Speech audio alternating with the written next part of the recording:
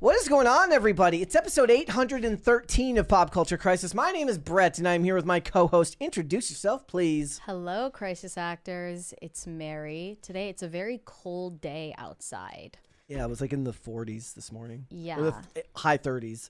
It's crazy. It was fine. Just I wear a can't jacket. survive like this. I can't work under these conditions. See, the worst part isn't even the cold. It's that when you have to wear more than the typical amount of layers in your car, then it just feels uncomfortable while you're driving. So we were just talking about the de-extinction of dire wolves. Go which off, I Queen. didn't know existed until yesterday when you told me. I literally had never heard of the species. But now on second thought, although I opposed it in practice, I think we could actually just use them for pelts and Fashion would be... fashion and also exotic carpets. So now I'm pro bringing back the dire wolves, as long as we kill all of them for their fur. Okay. So, do they have souls? The wolves? Yeah. Do they have No. souls? What are you talking about? People were having this discussion yesterday. I had no opinion on it. They Look, were having I'm a of the Seamus school of thought that dogs don't have souls that either. animals, they are not ensouled and they do not pass into the afterlife with us. So that's just my opinion. I also think that once you're in heaven or hell or wherever you go, that you're not going to need Fido at your side anymore, and you're not even going to think of him. So Is Fido like a slur for dogs now? whatever, whoever your dog is, you're going to have bigger things to worry about. Like, this is when people say, oh, so-and-so is turning in their grave right now. Yeah. Like, no, I think they have bigger things to think about right now. I was telling Shane, we get a $20 super chat here from Jake Ramirez with no message, but thank you. You're gonna Strong, like silent type. Thank you for that. But I was telling Shane, because Shane was on the show with us last night, and he loved to talk about stuff like that. And I mentioned that there's an X-Files episode that I just rewatched recently called Fearful Symmetry. It's about a giant invisible elephant that's not invisible, and then a giant signing gorilla that they believe was artificially inseminated by aliens. And I was like, this is right up your alley, bro. How have you not seen this? 1995 was So he's wild. not an X-Files I guy? mean, he didn't. He I'm shocked. maybe he is, but he didn't acknowledge it in the way like. See what I mean? He didn't acknowledge it in the way that seemed like he was a fan, but maybe he is. I have no idea. He could have just been. You would think playing that it cool. Shane would be a big X-Files If anything, fan. yeah. But man, 1995 was wild. They're just like, hey, we've got this gorilla that knows sign language, and its baby is about to be taken by aliens.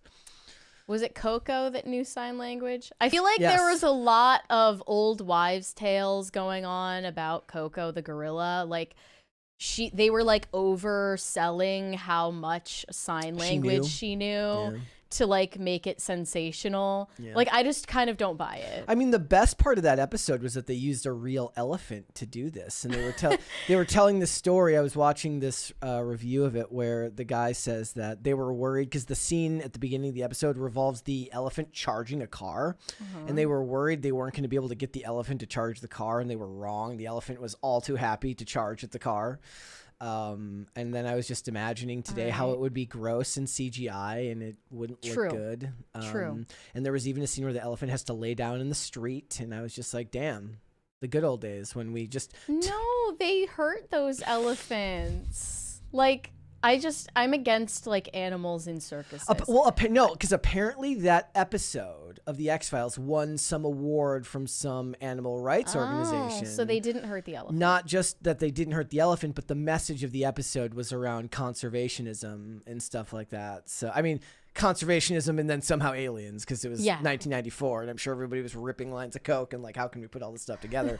But wait, so the elephant was not hurt in the making of that X-Files episode? No, of course not. I don't know. I mean, they're just notoriously abused in show business. Well, so I mean, maybe the standards are just different. against the whole like animals in circuses thing. Like, I just that's like one holdover from my vegan phase. No animals in I'm circuses. not going to be going to a circus with a bunch of animals that get hurt. Okay. But, okay, I thought the same thing when I went to medieval times last year.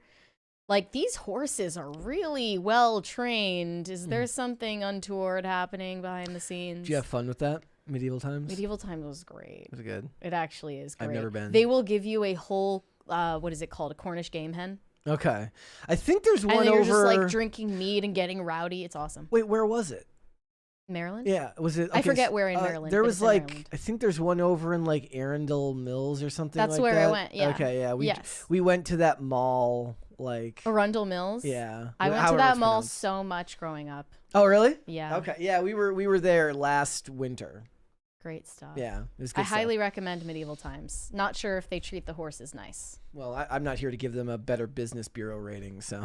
Okay. Okay, guys, we got a bunch of stuff to get into today, but before we get started, hit the like button on the video, please, and subscribe to the channel. If you are new here, 1 like equals 1 elephant not harmed in the making of this podcast, I promise.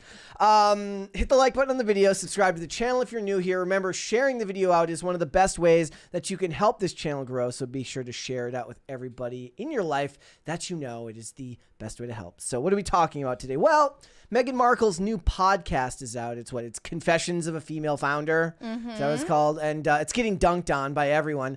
And although I have no problem with Meghan Markle getting dunked on, I do kind of feel that she can't win.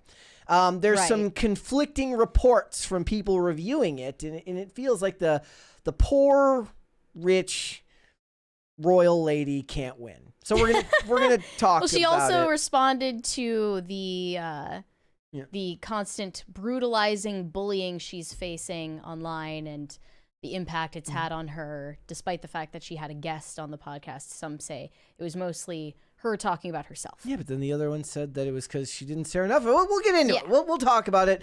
We're also going to talk about love on the spectrum. Mary is firmly in the camp that she believes that this show is bringing back romance. I genuinely believe that too. Like, I'm not even capping at all. I think that love on the spectrum, despite the fact that a lot of people come to the show to cringe at it, it's actually bringing some hope and some light back into this dark, nihilistic, cynical world of dating. Okay. And I have a whole polemic about it. We'll get into it. We'll talk about that. We're also going to talk about the fact that Gen Z has learned what millennials, Gen X, and every generation before them have known for so long, which is always look busy when you're at work. Except for they've given it a name because they give everything a name. It's called task masking, not task maxing.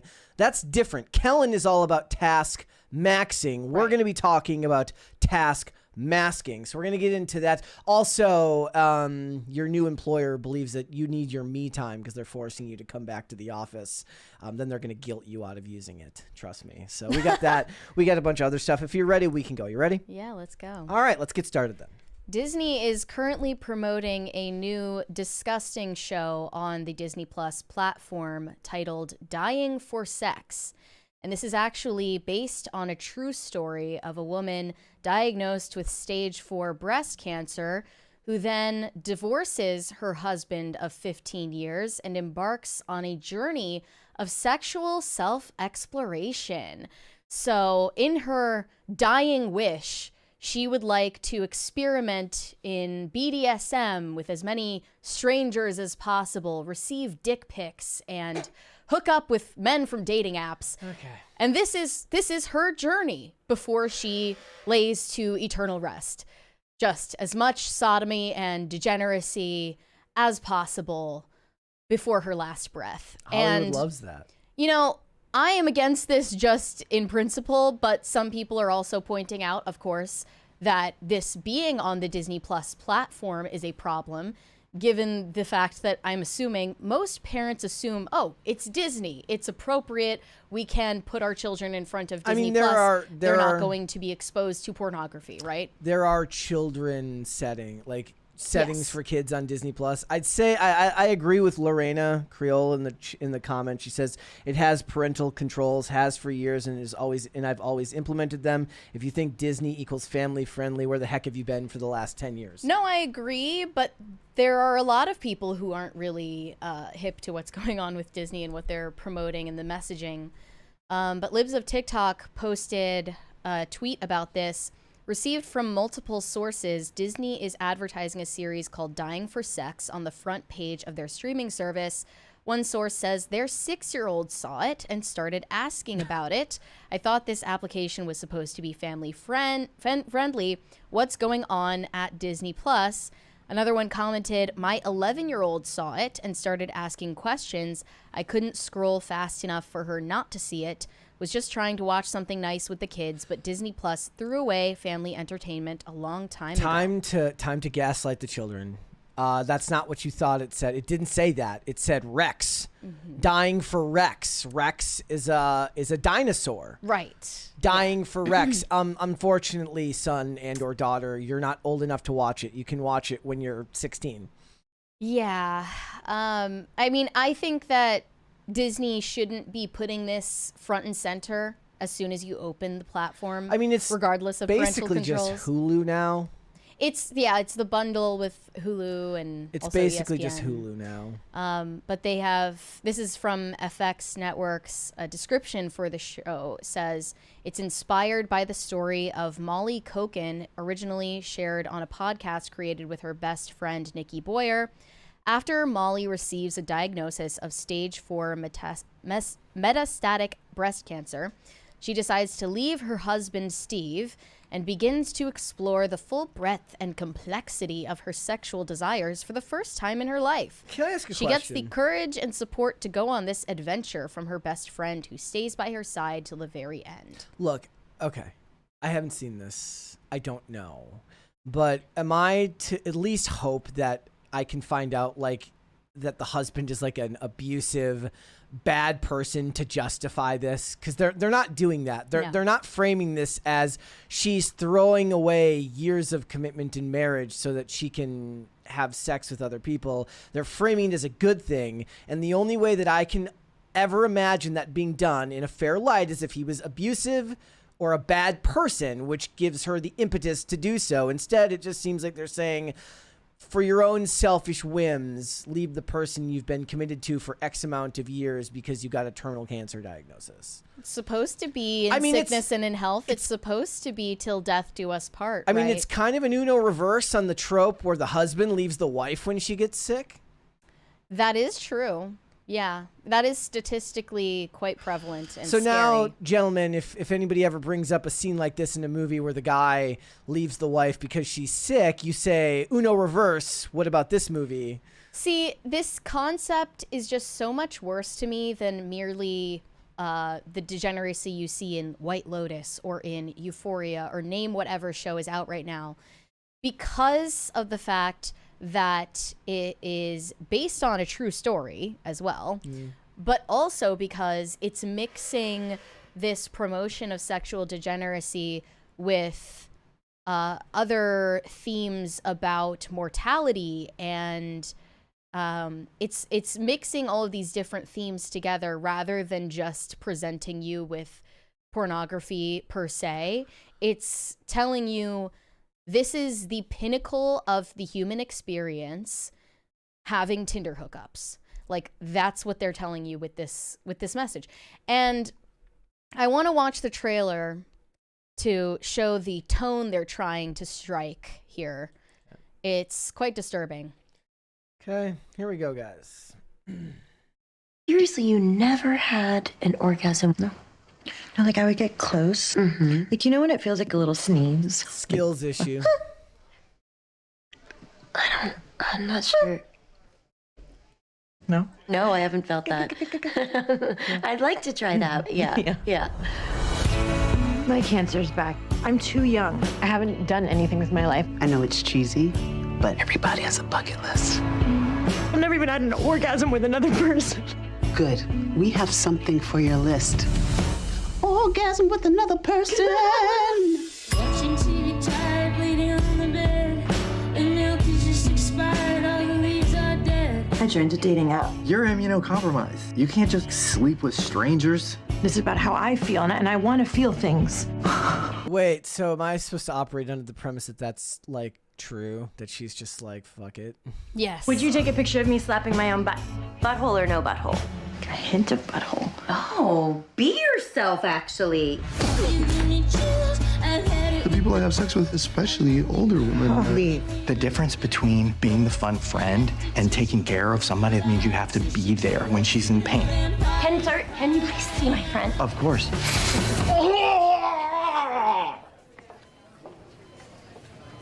Are you a clown?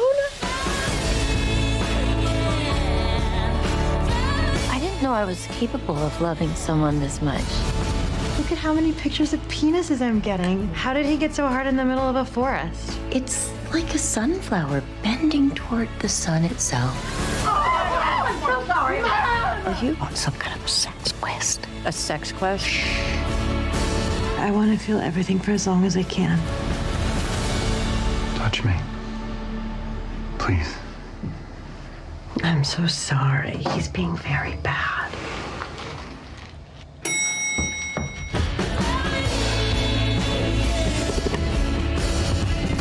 Yeah. I noticed that they left out the part about the husband. Right. So I looked a little bit into the story of the woman it's based on, Molly Kochen. She died in 2019, and then her memoir was published posthumously in 2020. Okay. And the name for the series is from the name of her podcast that she started in real life, Dying for Sex. That's the name of the woman's podcast. Okay. And there's little known about her marriage or her husband because they kind of fictionalized him for the show. The real identity of Molly Kochen's husband is still unknown. He remained anonymous and was not named in her book or anything. But there's no mention of him being abusive. There's no mention of him anything. So he was just a normal guy. Just a normal guy. Who loved his wife. Yeah. And because feminism is inherently selfish and self-absorbed, she must leave the marriage to fulfill something so vain and shallow. But it's more than feminism. It's like feminism and sexual libertinism taken to its most radical conclusion, which, as she said in the trailer, is, I want to feel everything for as long as I can. And there's another slogan in the promotional poster that says, there's no wrong way to feel better. Meaning she is, in a way, treating her medical diagnosis with sexual experimentation. Well, I mean, she's using her medical diagnosis as an excuse to do all of the bad things that she already felt inclined to do anyways. It's sort of like getting drunk and like your inhibitions are lowered, but you would never do something while you're drunk that you would never even conceive of doing sober. Well, so I it's mean, just something even that was in the back of your mind already. Even that argument doesn't even hold water here, because even if you don't believe that, just by doing it, that doesn't make it right. Whereas this argument is saying that because she's sick, that makes it okay. Whereas if you do something like that when you're drunk, that doesn't make it okay. No, So neither. Yeah. They interviewed Michelle Williams in The Hollywood Reporter about this show, and they say the actress who stars in the Spicy series, based on a true story, discusses her character's journey with sexual discovery and forgiveness. Quote, I want to disconnect pleasure and shame. Remember like 2 years ago when I said women are always looking to forgive themselves? Her diagnosis sparks her to leave her husband of over a decade, Steve, and embark on a journey to explore her sexual desires and kinks with herself and several random men she meets on dating apps, in addition to quote-unquote neighbor guy. While Dying for Sex is filled with raunchy and hilarious scenes of Williams venturing into BDSM and trying her partner's fetishes, all in hopes of achieving her goal to experience an orgasm, her plight also highlights her confronting the trauma she endured at an early age, which is where her issues with sexual intimacy come from. So the themes of forgiveness they're referencing are in regard to her mother. She discovers in the series that the reason why she has issues or repression around her sexuality is because of being molested by her mother's boyfriend when she was a child. Okay. So there's another excuse you have for her divorcing her husband and doing all of this. It's her trauma. If I was the showrunner and I was trying to, again, make something feminist that at least had a slight amount of appeal to the average everyday person who isn't a piece of shit, I would have made her single. I wouldn't have had her married. Well, that's not what happened. I don't care. Unfortunately. I mean, the you say that like Hollywood documentaries and biopics are the bastion of of truth and true telling. No. But they would only change a story to make it worse. Yes. Is the thing. So like the real tragic version of what happened in this woman's life is just horrifying and disgusting enough that they're fine with using it just the same way. So like Hollywood will certainly respect the source material if it's already degenerate and gross and nihilistic. My hope is that somebody writes a book about the husband who went out and banged her best friend. We know nothing about the That's husband. what I want. guess that's the follow-up. I want to find out that after they got divorced, the husband got revenge in some fashion. That's the spin-off. Yeah. Yeah. That's what I'm hoping for. Picturing that awful scene in Saltburn. They ask her in this interview, there are so many sex scenes in this show. When you were first reading the script, which scene intimidated you the most? Which one were you excited about? And did that change when you were filming?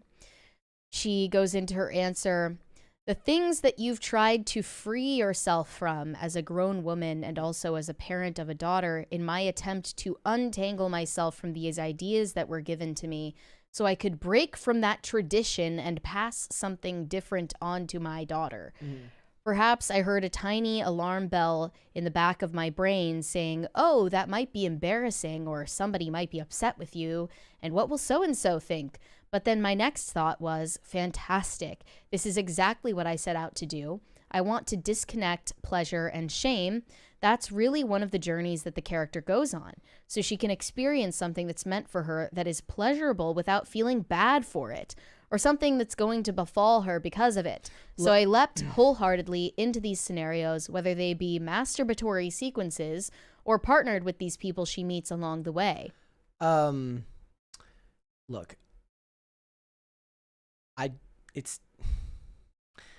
feel bad about what you did to your husband first, and then you can address the rest of it. Like, I'm not going to, I'm not here to morality police sexuality. I am, however, going to morality police your absolute abhorrent treatment of somebody you claim to love and want to spend the rest of your life with. Yeah. You're a bad person either way.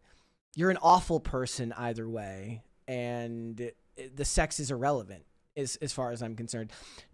Divorcing him for that specific purpose makes her a bad person. Right, of course. But the thing is and that is exactly tying the to shame, speak ill of the dead. By the way, they're tying the shame of the sex acts, and saying that it's about that when really it should be about the awful things that led to that, which is throwing your marriage vows away. Mm-hmm. So. Definitely. Yep. So I think that this is just par for the course now. I found it more heinous, really, that it's based on a true story, because at least when you're watching one of these other shows like White Lotus and it's incest scenes between brothers, you can at least think, okay, fine, this just came out of someone's deranged mind. Like, they just made it up, right?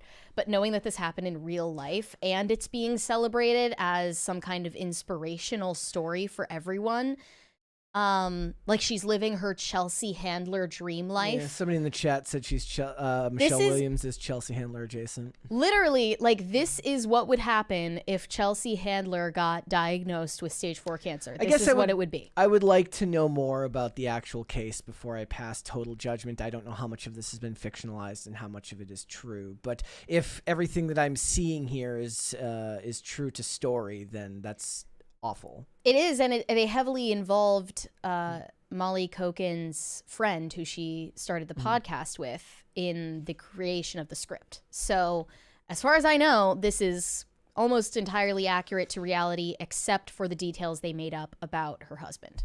Okay, well, that was awful. Let's move on. You're welcome. So it looks like tabloid fat shaming is fully back in the culture. I just noticed that it's on social media now instead of the shelves at grocery stores. Madeline Klein is currently getting fat shamed or chubby shamed, whatever term you'd like to call it, on Twitter. In this tweet, it says, I like girls that are a little fat just like this. And in the photo, you see Madeline Klein wearing this revealing white dress and smiling at the camera. And this just invited the ire of tens of thousands of people. I mean, they purposely picked like a bad screenshot. It's kind of the same dishonest thing that they were doing with Rachel Zegler, where they're like, they find a still of her speaking and she's making a funny face and they're like, guys. And it's like, she's literally in the middle of talking. You could do that for anyone. And moving. It looks like she's in the middle of like moving into frame of a picture. I mean, Madeline Klein is already... she's not a very well-known actress quite yet. But I just remember her from Glass Onion. Yeah, right? I remember her from Glass Onion and nothing else. That's the only thing. But she was the one that was dating Dave Bautista's character in that. Right. Like he was the influencer and she was the influencer and she was using him. She was the anti-feminist. And she wanted to influencer. like go beyond that and be like go and become a regular influencer, but she had to start as the anti-feminist influencer. That's all I remember from that. It was kind of cute. I don't know. But she's already so attractive that even a bad or unflattering screen cap of her is only going to hit so hard. Like, she still looks good. And here were some of the responses. She wouldn't touch you with a 10-foot pole. Another one said, negging doesn't work anymore, men. And another said, I think all men should get their eyeballs removed so they can never look at women again. Wait, so is this true that it doesn't work anymore? Unfortunately, no. Okay. I hate negging and I hate everything about like the premeditated nature of it. Okay. But and I do not respond positively to it personally, but I know that there are a lot of women who do because they have low self-esteem and they don't respect themselves. I did see you bring up catcalling the other day on X. Yeah, catcalling is like almost the polar opposite of negging. Yeah. It's like effusively praising a woman almost like by force to force her to acknowledge you. It's like real life simping. It's like if the simps in the comment sections were in real life screaming at you. Look, I saw a guy catcalling in that trailer from before, so. Right, and she responded positively to it. Well, so that's your advice here, guys. It's okay to like you're gonna get a response on catcalling as long as they're terminally ill. Well, this is kind of a form of negging that the girl in the photo is literally never going to see. Yeah. Another one said, calling her fat describes how some men have lost touch with reality. Some of y'all are so chronically online and porn-brained you've genuinely forgotten what an actual human body looks like outside of the porn and reels you consume. That's not fat. That's just a real woman's body. Be effing serious. What's your take? Do you think that she looks fat? I think it's a horrible photo. Her leg's in motion, and she's wearing a dress with like a slit all the way up to the top, and her leg is like looks wider than it probably is. From what I saw in the other photos. I looked at some of the other stuff from that night, and she looked normal, I guess. But it's purposely a bad screenshot, so it's disingenuous from the start. I think it's a bad photo of an extremely good-looking person. Also, these things never interest me because they're designed to like. It's rage bait. They're designed to pit the genders against each other. Yeah, it's rage bait. Yeah. And I agree that I'm fatigued with it as well. Yeah. But I am willing to admit, just as a woman observing all of this, that personally, I wouldn't want to like be at that weight. Okay. So how tall is she? She's 5'6". Okay. But let's say, you could just like in MS Paint, just minimize her to a smaller size. Like I wouldn't personally want to look like that. I can admit that, and that's just me. Did you see that but picture? That says nothing to what men prefer. Did you see that picture that was going viral on X like last weekend of the woman who got caught face tuning? Like her finger was like this wide. Yeah, I'm like, is this some kind of performance art now where we're gonna like Photoshop ourselves in a very obviously clockable way as like a way to get more engagement or to start a discourse? Like, I don't know. Have we gotten to the point where we're like post-irony face tuning? Well, this is kind of the age we live in now, given the fact that most of the contact you see of other people is online. So I don't even know if porn brained is necessarily the right term for it. I think that social media brained is actually probably a better example of that. Like I feel like that's too specific and purposely degrading when everyone would be a victim of this, even women who spend all of their time on social media. I mean, we just did a whole topic yesterday about women who can't recognize their own faces because they're taking selfies 24 hours a day. No one's hands are clean in this for the most part. It's like the toxic videos of the really skinny women who are like, what I eat in a day. Yes, exactly. I was about to say, like, I've noticed the resurgence, or not really the resurgence, but just the newfound popularity of skinny talk, which is the niche on TikTok dedicated to girls who want to lose weight or want to stay skinny, and they're finally past the body positivity era where they're not ashamed to openly admit that. And some people think that it's veering into a toxic direction where statements like this about Madeline Klein's body type are socially acceptable and the tastes are changing in what is acceptable, you know? And we're going back to when, like, you know, a random celebrity gains 10 pounds, they get a paparazzi photo taken on the beach. Yeah. And there's a tabloid the next day calling them a beached whale. Yeah. But it's just on social media now, so it's more immediate, and it also... They've decentralized it. Exactly. And democratized shaming. So the mainstream media is praising it while social media is responsible for being as toxic as possible. And this was also the case in this post about Scarlett Johansson from Paul, who identifies himself as a hypergamy strategist on X. He says, like Scarlett is so mid-bro, hashtag change my mind. This photo's very old. This whole topic, I mean, we covered it on this channel like over a year ago. So in this photo, she's wearing a bikini, if you're listening rather than watching, and they've circled a photo of her cellulite on the back of her thigh, and then also the next one circles her lower stomach, which is protruding by like an inch. I mean, this is a whole cottage industry of people who make a living talking about this type of stuff. So this ended up getting a community note, actually. Oh yeah, I disagreed with the community note, however. They say this post is farming engagement in order to monetize misogyny. It is also prohibited on X. And it does speak to Mary's point that she made a long time ago that, you know, community notes now are really just clapbacks. No, yeah, and when I pointed that out, people got so mad at me because they're like, no, it's about transparency and fact-checking. No, I mean, you can tell that if a community note like this exists, it's really just a way to, like, officially clap back someone in a way that they can't come back from. But I looked deeper into this guy who calls himself a hypergamy strategist, and I realized that one of his posts actually was covered on PCC last year, which was also about Scarlett Johansson, and he posted this clip from the show thanking us for the coverage. Yeah. Let me see. If Scarlett Johansson is mid, then you're in for a really, really rough existence.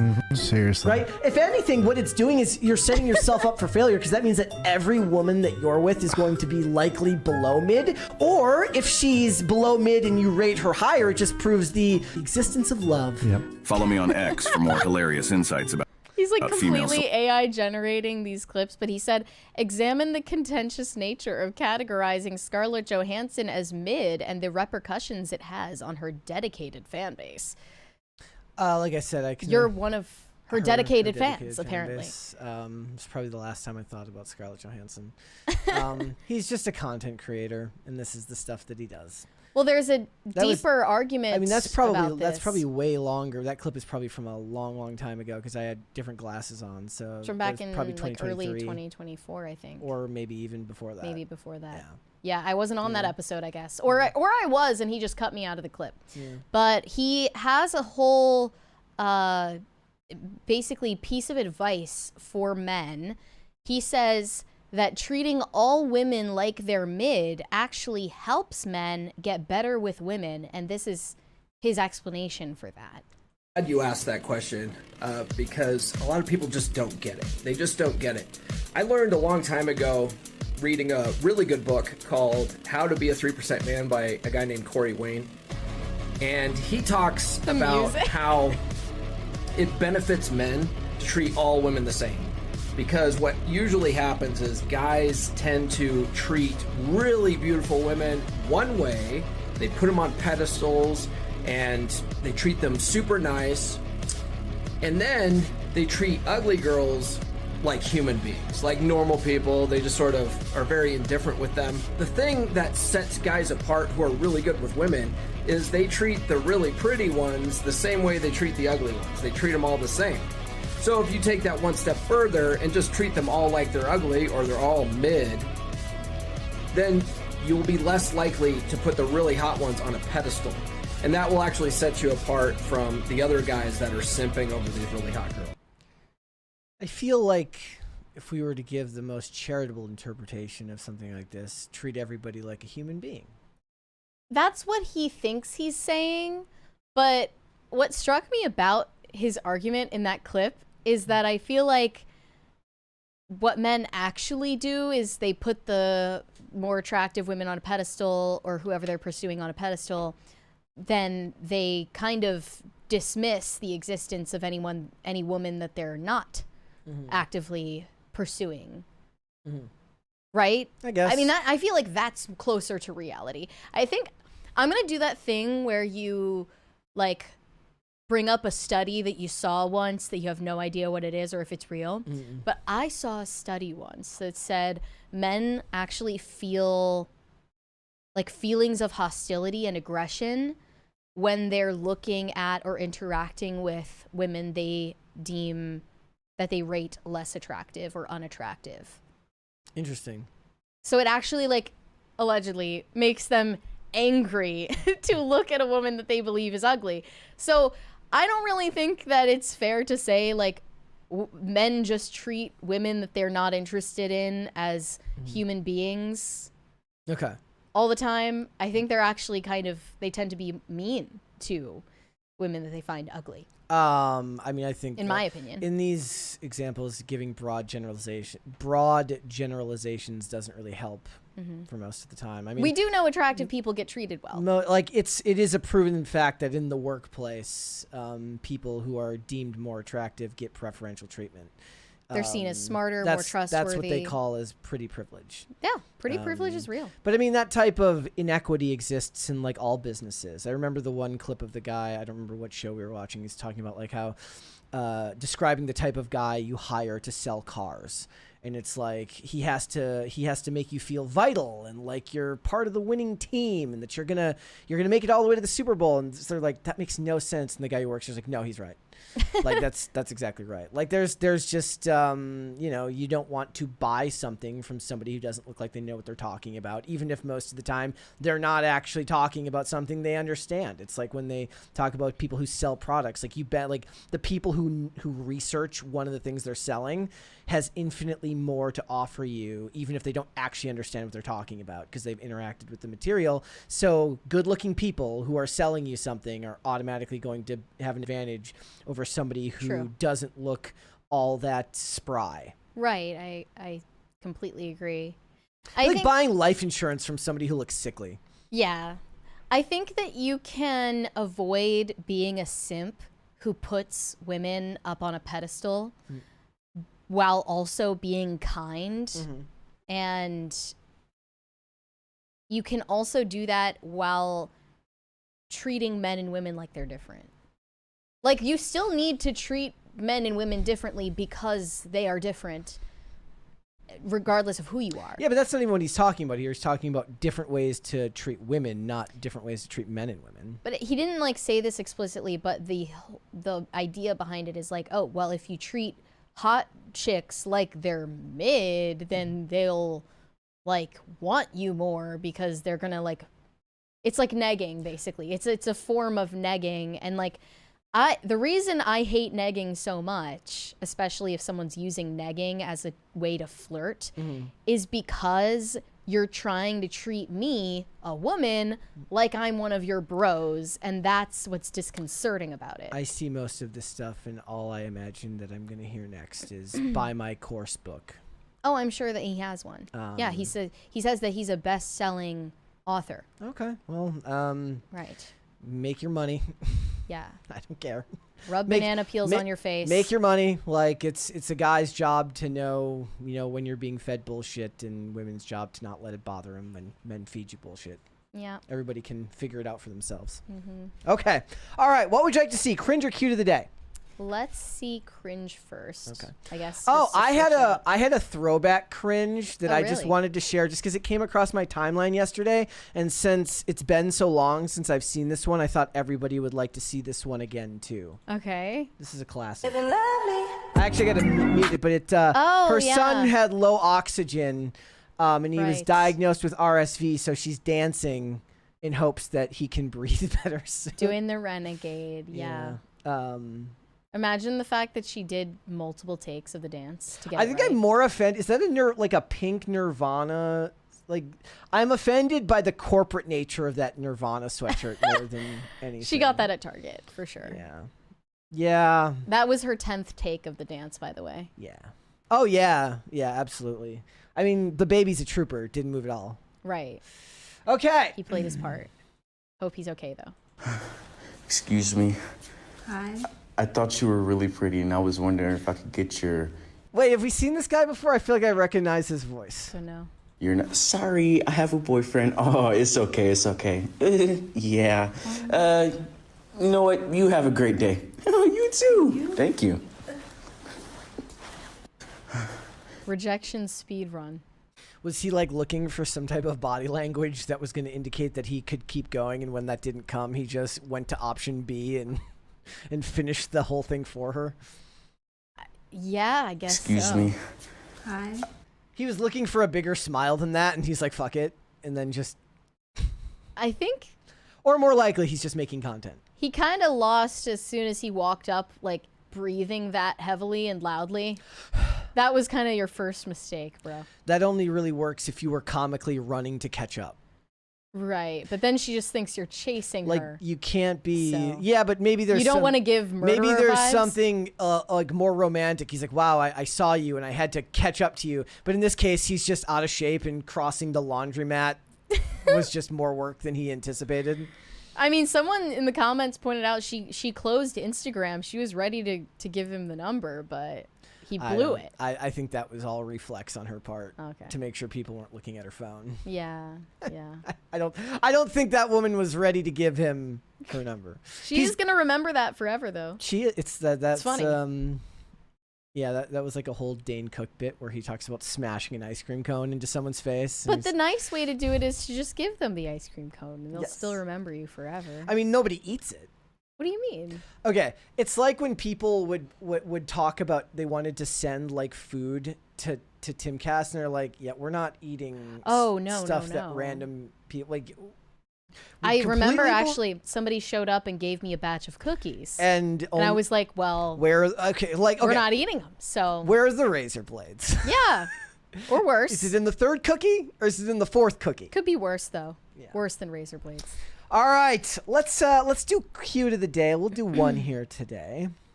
All right, this one's from Roger. Says Nala, all nice and settled in her place. Aw. She looks very sleepy. It's giving rotisserie chicken. And she's got lots of balls to play with. Fantastic. Okay. All right. Let's get started. The reviews are in for the first episode of Meghan Markle's podcast, Confessions of a Female Founder. The first episode just released today, and already critics are saying it's an inane stream of mindless aphorisms that is stomach-turning. I can't say I'm surprised. I guess we'll have to wait and see how it performs. But her first episode was an interview with the female founder of the dating app Bumble. Should have gotten the Theranos lady. She should have. If she really were serious about female founders. Prison interview. She's not in prison, though, I'm pretty sure. Even Elizabeth better. Holmes is free. She's walking free. But, or Anna Delvey, even. She's a founder, a female founder. She's also a felon. Those are the 3 Fs. But, I mean, didn't at one point, wasn't it proven that, like, for a long time, a lot of, like, the weapons manufacturers in this company had, like, female CEOs? Let's do a podcast with all the female executives of the weapons companies. Yeah, like I'm all for that. Unironically, I would listen to a bunch of women talking about, like, selling rockets that they use to bomb foreign countries. So her guest is the Bumble founder Whitney Wolfe Herd, who, that just sounds like a fake name. The Telegraph, Standard, and The Guardian all gave Confessions of a Female Founder 2 out of 5 stars, and it's getting a slew of negative reviews. But as you pointed out earlier, Brett, some of them are contradicting each other. Elizabeth Holmes is in jail. Oh, okay. Serving an 11-year prison sentence in Texas. Maybe her sentence hadn't started by the last time I checked. But some of these reviewers are saying that Meghan Markle made the entire episode about herself, but other reviewers are saying that she was being secretive and guarded and keeping all of the personal information close to the chest. Yeah, she can't win. So she literally can't win. And I've said this before. I don't like Meghan Markle. I'm kind of a Meghan Markle hater, but I at least am willing to acknowledge that she doesn't have the opportunity to rehabilitate her image. It doesn't matter what she does. It doesn't matter what she says, who she hangs out with, what she sells as her product line, what her show is on Netflix. She's always going to piss people off. It's the only way to fix it for her and Rachel Zegler is to play a villain. The only way to fix it is go on SNL and let them make fun of you. This is like what they, who they need to talk to is like Roman Reigns over at WWE. When WWE tries to make him a good guy, everybody hates him. Nobody starts liking you until you become a bad guy. So she's got to just like lean into the, like, do the king and the queen over in England, do they still wear crowns? She needs to make a video of her like crushing a crown. Make it a Burger King crown. That'll be symbolic. People will read the frick into that. But you have to pick a side, though, which she's not willing to do. Well, that's stupid. Here are some of the reviews. Chris Benian says, there are no confessions or secrets. At one point, Meghan says to her guest, you don't have to reveal all your secrets, but there are plenty of self-care aphorisms, journeys of self-love and validation, discussions of bottling your essence, and great handfuls of mutual adoration.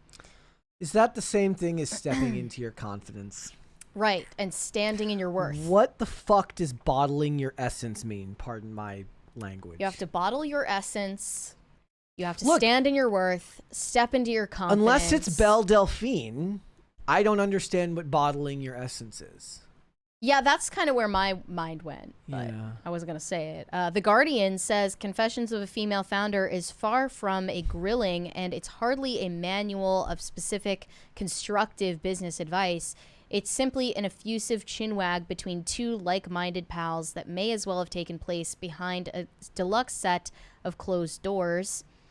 Another one said, I've been listening for 8 minutes before Whitney speaks about business for, I timed it, 17 seconds before Meghan chimes in again. So he's saying that she didn't let her talk long enough. Yes. Okay. Yes. I mean, you know. Another one says... Look, interviewing is a very, very specific skill set. And unfortunately, most of the time, unless you have done something like that, you don't really clock when it's bad unless you're like really, like, you have to have some good examples to the contrary. And there are really, really good interviewers, and it's a skill set that you cultivate and build. It's not something that you can just ask questions. The best interviewers know when to press hard at specific topics. They're very, very well read on the subject matter. I talk all the time about Chris Van Vliet, the wrestling interviewer, who has just this unbelievable depth of knowledge about the industry that he can then use to plumb the depths of these people's brains and get these great clips out of. Or even some of the music stuff that I've been listening to lately. They have to have such a strong knowledge of the person that they're interviewing to really, really get to these important parts. But I don't know if Meghan Markle would be interested in learning that skill set, because like we said, it's more about her brand. Right. So I that's not to shame her for that. I don't think I would be a great interviewer either. I'm saying that she needs to pivot into something that's more in her wheelhouse. But it's like we talked about before with her prior podcast on Spotify, Archetypes, she presented it as an interview show. Yeah. But she wasn't capable of doing interviews. So they just recorded her asking questions and then recorded the other person separately answering them and spliced it together to make it sound like some simulation of a conversation, which was really creepy. No one liked it, which is why it flopped and had to be reinvented.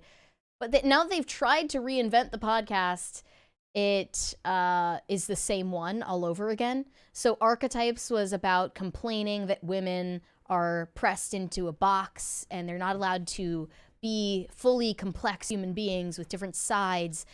And now Confessions of a Female Founder is also about complaining about how hard it is to be a woman and an entrepreneur and all of these things. And it's just about complaining. Those are bullet points. So one of the hardest things to do, like when we discuss this show and when we talk about what we're going to discuss on here, you have to, and they do this on IRL too when they're doing topic selection. You look at these things that they're discussing and you say, is there 10, 15 minutes worth of discussion to happen here? Now, an interview is even more complex because you can have, general ideas of like lead questions of what you want to ask a person.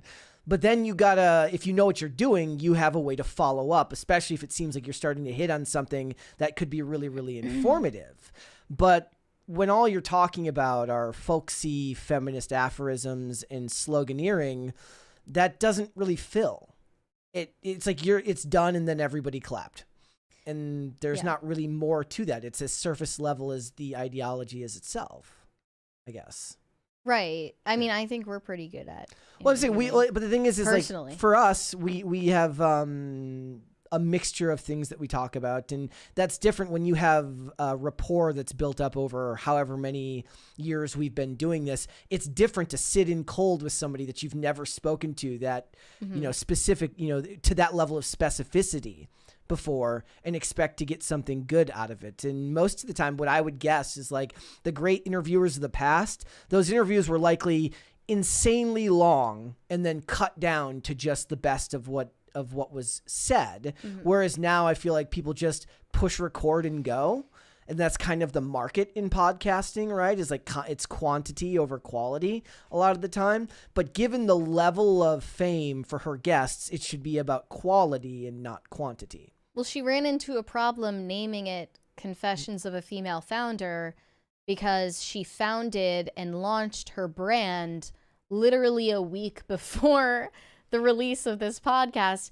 So she's presenting herself as some kind of entrepreneur with years of experience and expertise and wisdom to offer, but she has none. So she just has to reel it back to what she does best, which is complaining. So the way that she wanted to relate to Whitney Wolfhard on this episode is how we can complain about the same things together and we can hate the same people together, which brought her to their shared experience of being bullied online and bullied by the media.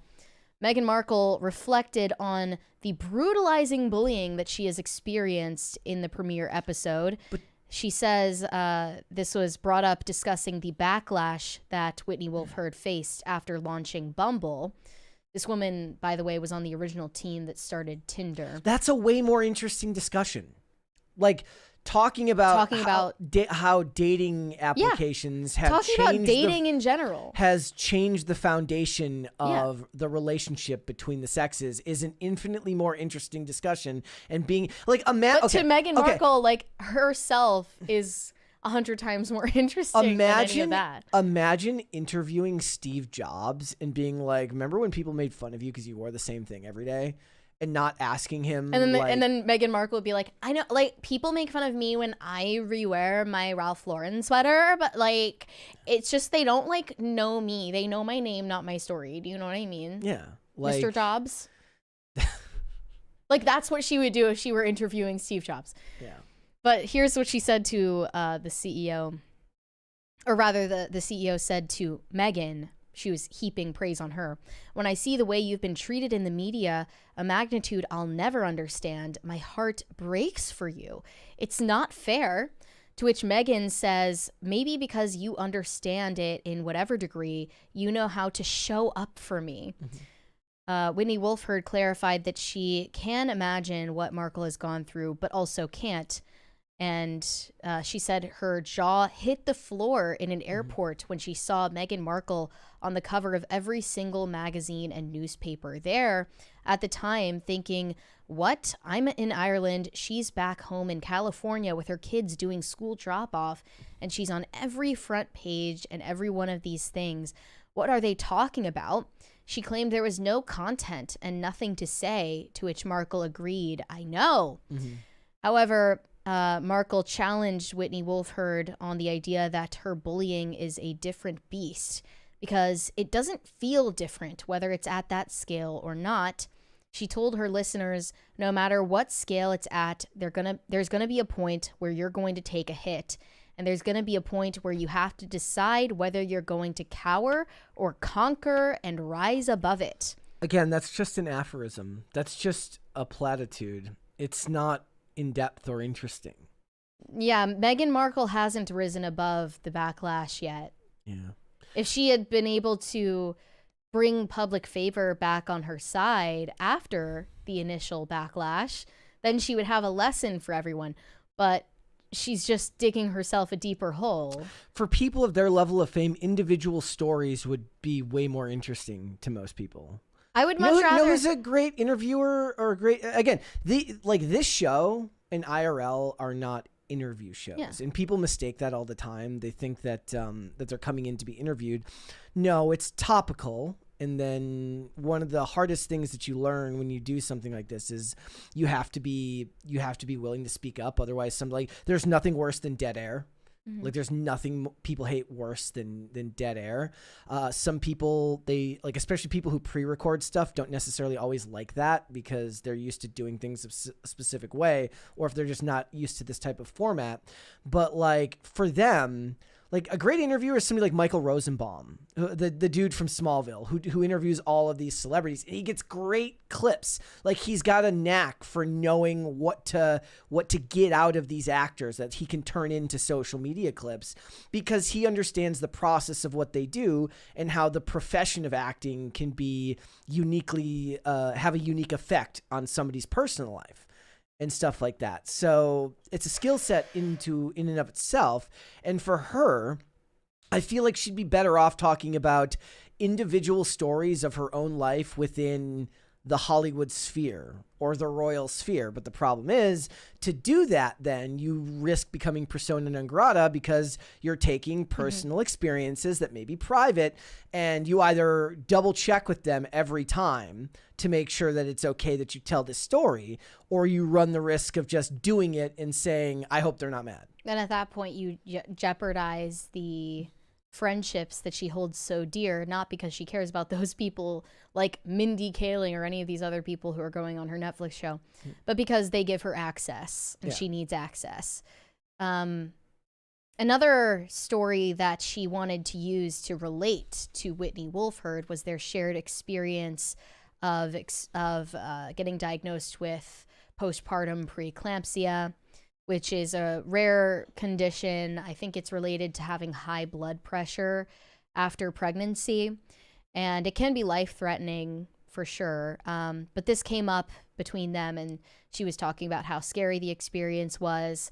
And I don't think this really warrants much criticism. I don't doubt that she genuinely went through this, but I know there is a dedicated group of people online who believe that Meghan Markle is lying about this condition, and in fact lying about having ever been pregnant in the first place.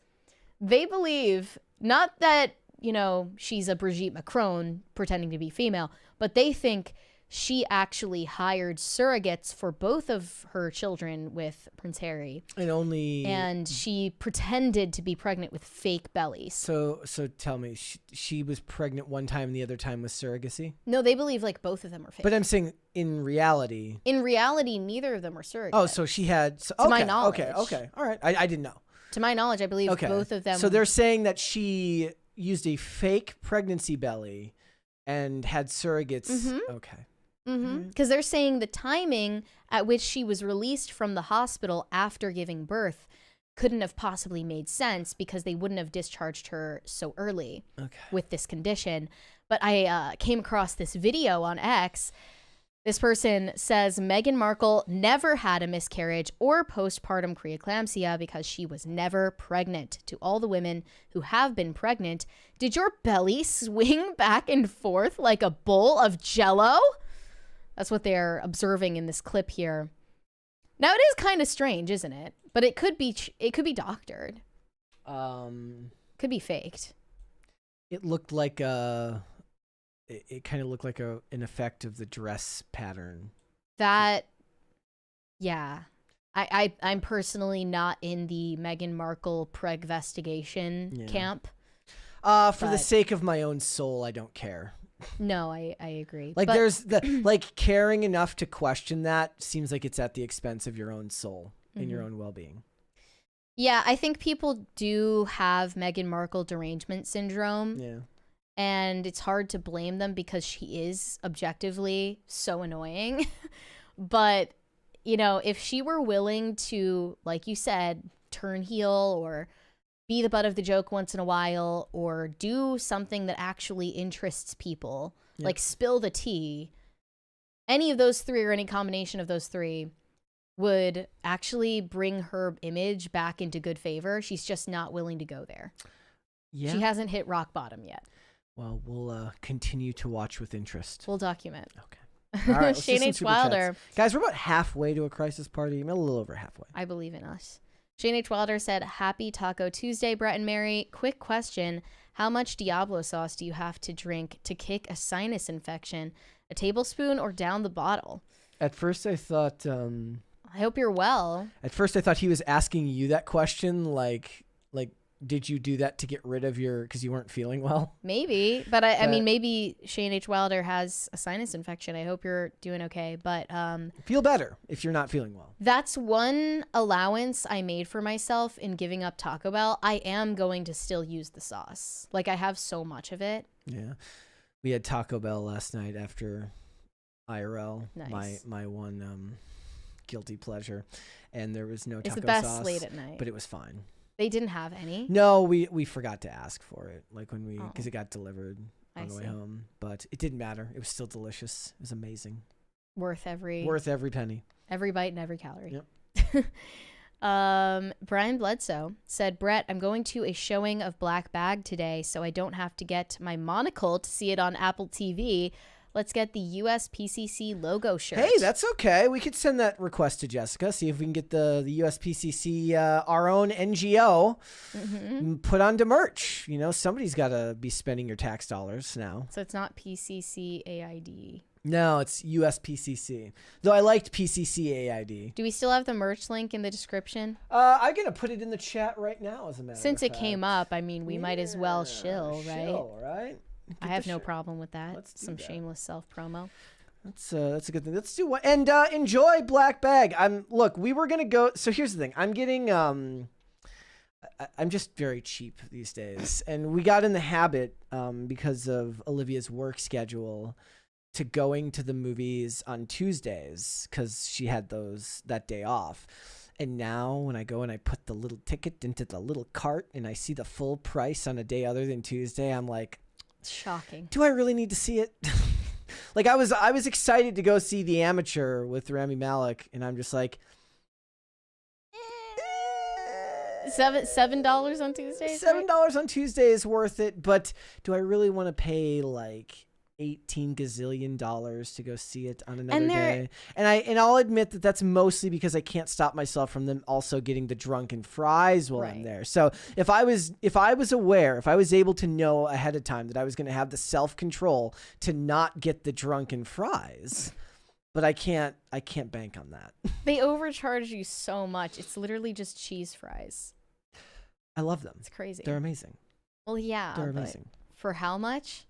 I think they're like $9. That's crazy. Might be more. That is crazy. All right, let's hold off on the rest and we'll come back after the fact. All right. The third season of Netflix's Love on the Spectrum series came out recently. And I will admit, the first time that I came across the concept for this show, it gave me pause because what they do is they set up young adults who have either autism or Down syndrome or some other neurological disability on dates with each other. And a lot of the show, admittedly, is cringe. And naturally so. That's why I watch normal dating shows. I watch them for the cringe. But this specific concept feels like punching down sometimes, you know, because they don't know that they're being cringe. They don't know that people who don't have autism, like, look at them as weird. And they don't have a concept of, you know, how to act or how they're perceived. And that just comes with the condition of like having autism, you know?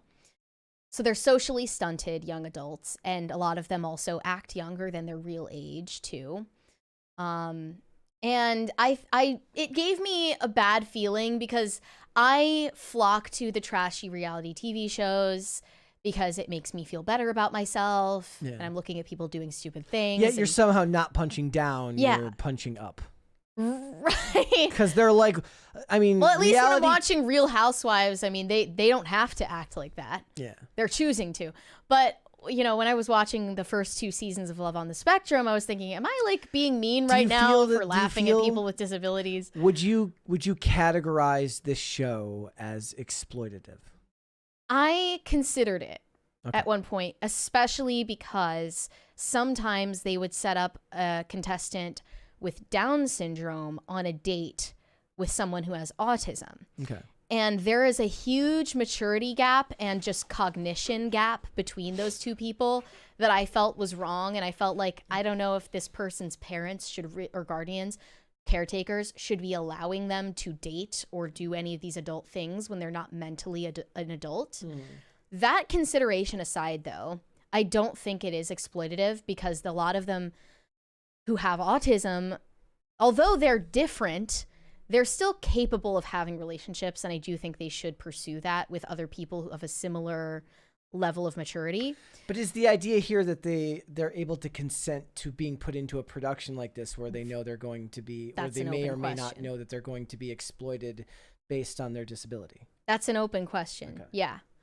But, you know, now that the 3rd season has come out and I'm seeing clips getting posted everywhere, it's becoming a very popular show. I realized that maybe it's not the cynical endeavor that I thought it was originally. It's not leading into cringe culture. I think it's actually doing something to combat cringe culture. On purpose or by accident?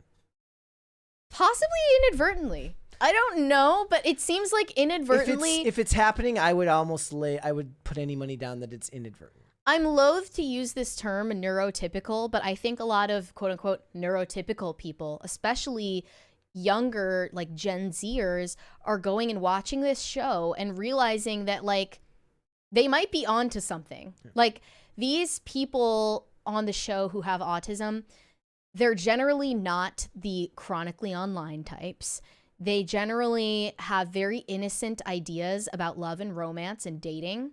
They tend to actually fall into more traditional concepts because they aren't irony poisoned. They don't understand the concept of being cringe. They just do what feels natural to them.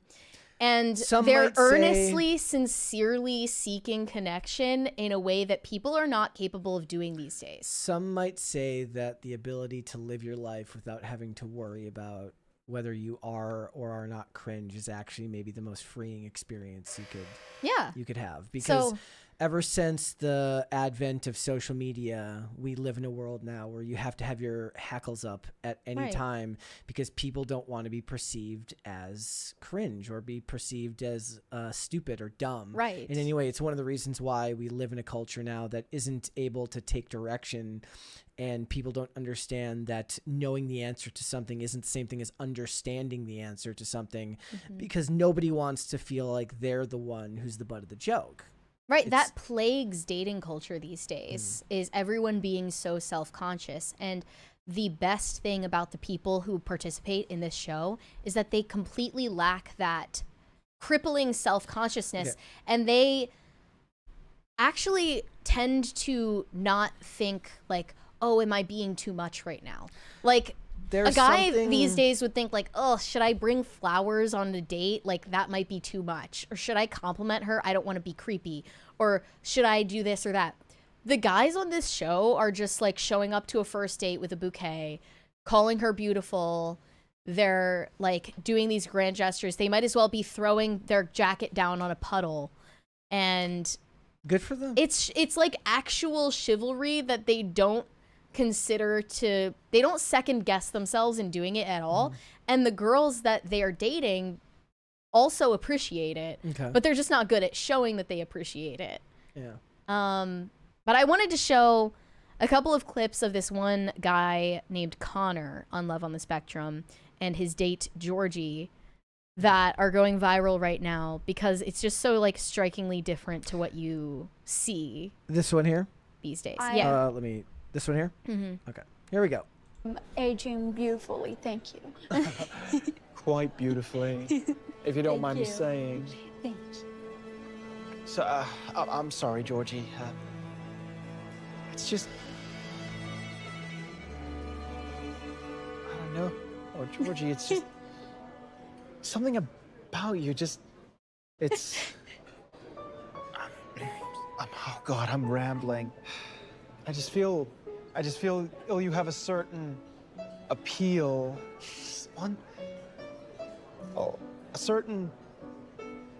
A certain free spirit about you that I...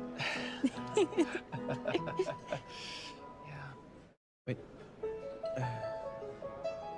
Georgie, would you excuse me a moment? I need to use the restroom. Yeah, sure. Thank you. Don't go anywhere. I'll be right back. Okay. She's something else. Where have you been all my life?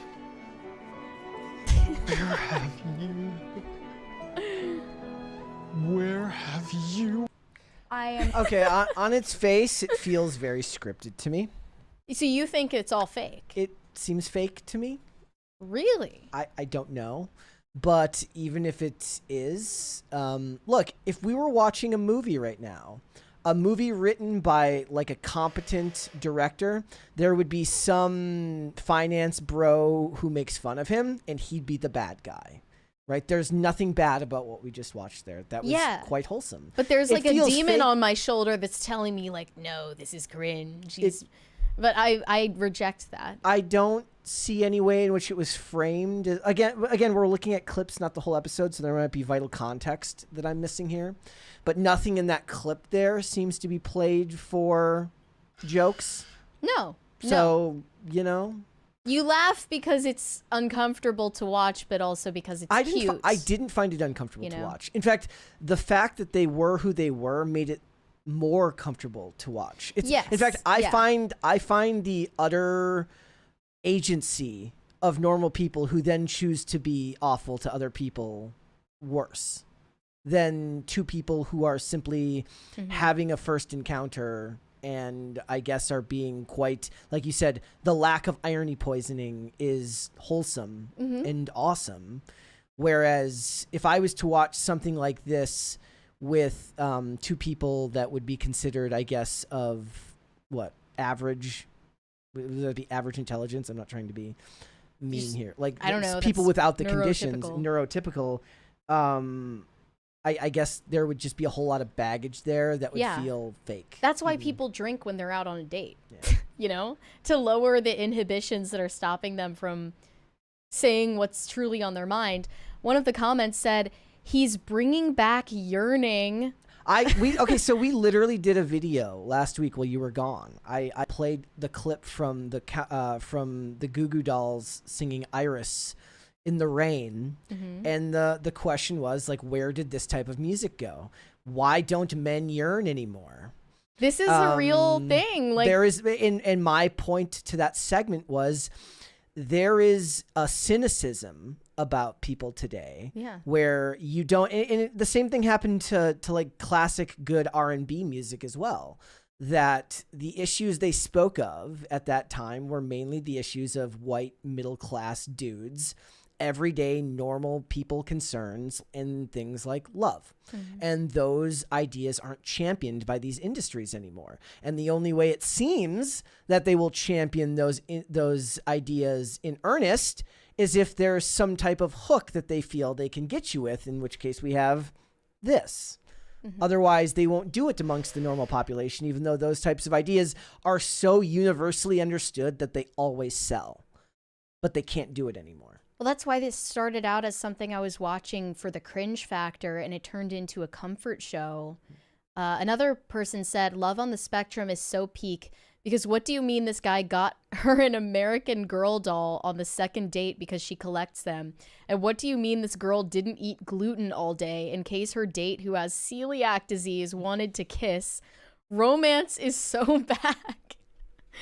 Like, those are just earnest gestures of enthusiasm for another person. You know why? Because if a guy was to put that idea out into the universe, red pill dudes would say, stop putting her on a pedestal. And girls would say, eat all the bread you want. Fuck him. Right, exactly. Like, eat your bread, queen. Yeah, I agree. It's all about this,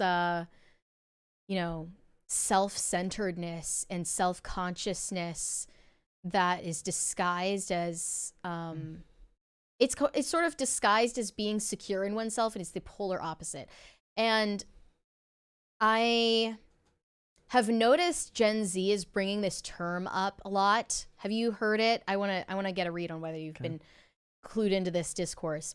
They're talking about being a true lover boy or a true lover girl. This is a term they're using. Let me guess. What does it mean? I've never heard that term before. It's like bringing back yearning, basically. So like they point out like someone like Connor in that clip, and they say he's bringing back being a true lover boy, meaning that you don't pretend not to care. You don't pretend to be nonchalant or like whatever. Like, you don't pretend to be cool or too cool for this person, or you don't ghost, and you don't like leave someone on red for a few hours to make them like wait or something. Playing all these games. It's about like rejecting all of these stupid games that everyone is playing. Do you remember the photo from like the start of the year of the guy who brought the bouquet of roses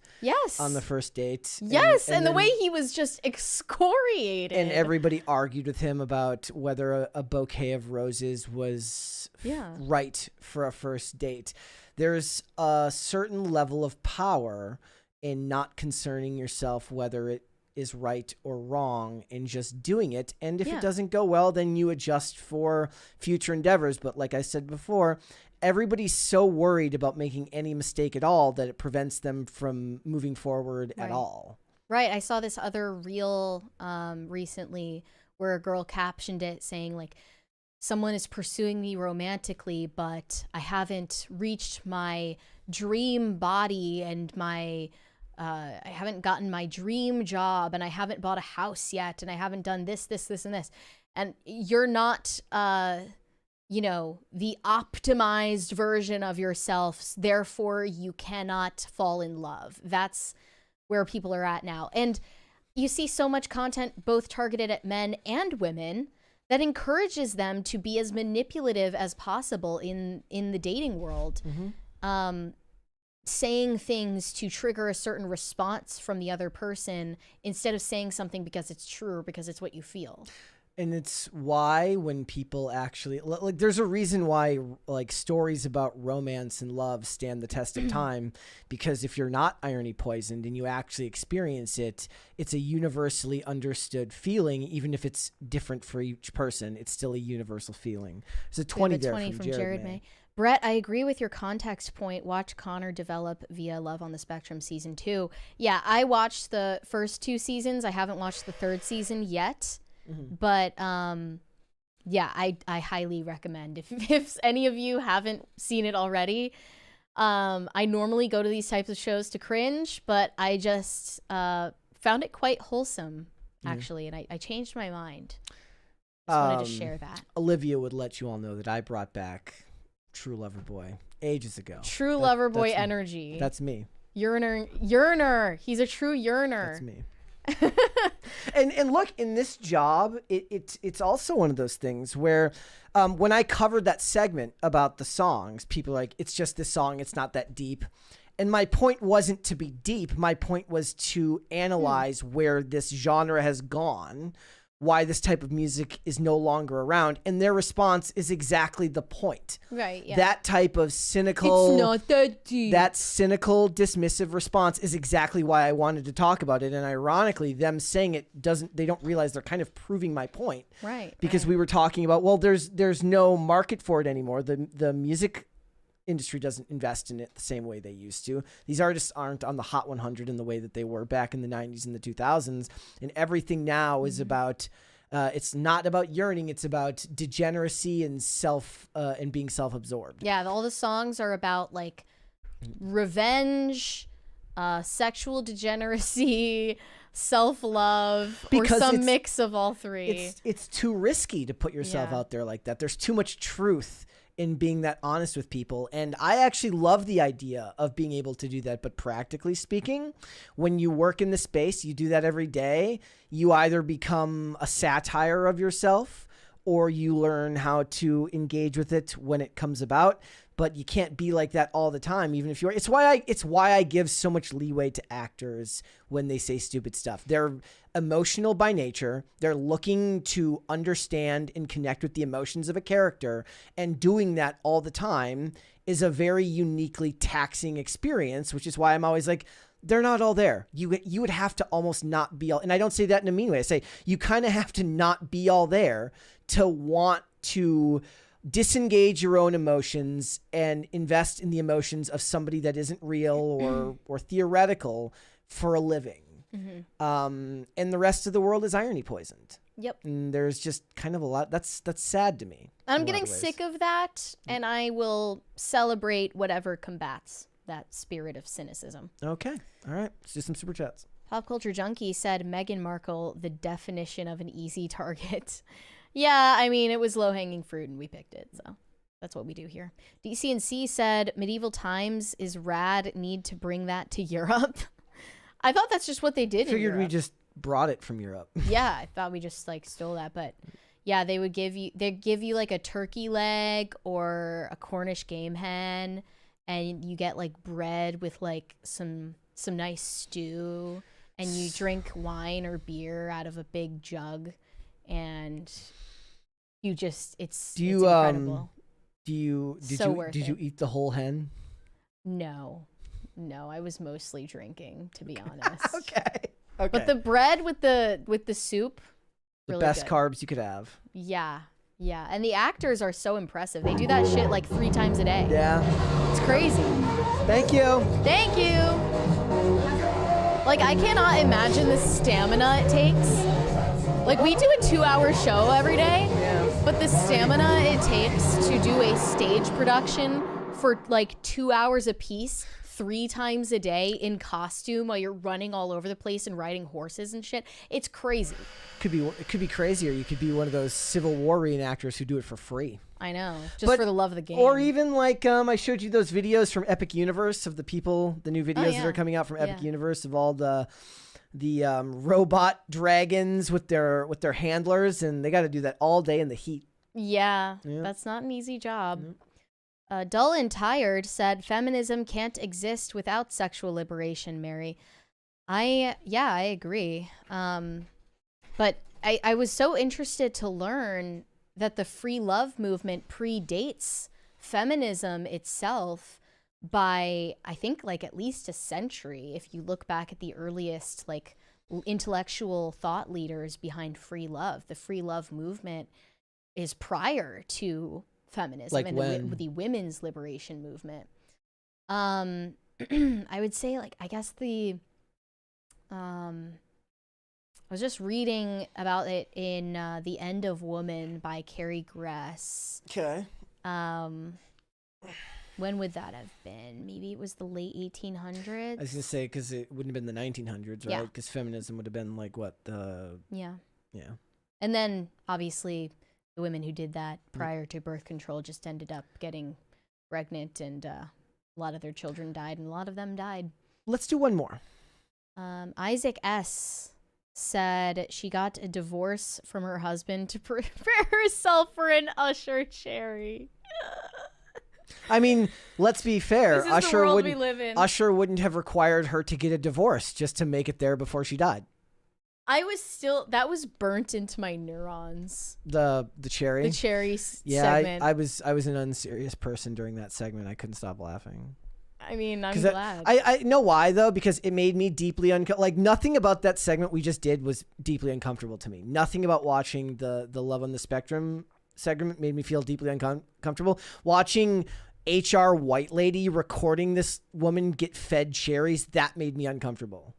She wasn't even eating the cherries. She was violating. No, it was cherries. the other one. It was the one before that. It was not Kiki Palmer. It was the other lady. It was the divorce lady. This lady was back there just like... I mean, it's the way that before the cherries were even presented to her, she was like closing her eyes and like moaning. Like, what planet are you on? Her husband should have done the smart thing and recorded an album.